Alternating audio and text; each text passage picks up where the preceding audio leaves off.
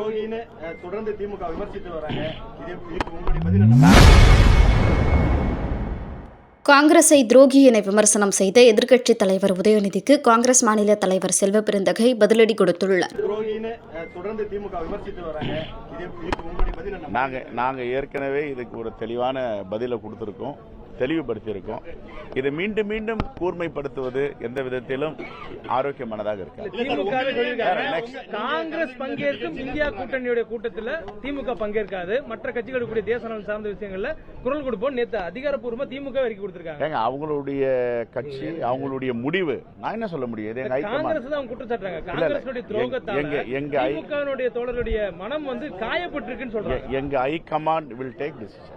இதுக்கு நான் பதில் சொல்ல முடியாது. அவங்க இந்தியா கூட்டணியிலிருந்து அவங்க வெளியில போறாங்க, கலந்துக்க மாட்டேன்னு சொல்லிட்டாங்க. அது அவங்களுடைய விஷ், அவங்களுடைய பார்வை. இதுக்கு எங்களுடைய அகில இந்திய தலைமை தான் முடிவு எடுக்க முடியும். தமிழ்நாடு காங்கிரஸ் கமிட்டி தலைவராக இருக்கிற நான் இது எந்த கருத்தை சொல்ல முடியாது. ஓகே, தமிழ்நாடு காங்கிரஸ் கடுமையா விமர்சிக்கிறாங்க. அதுக்கு மாநில தலைவரா உங்களுடைய பதில் வேணும் இல்லையா? ஏங்க, திடீர்னு விட்டுட்டு போயிட்டாங்க.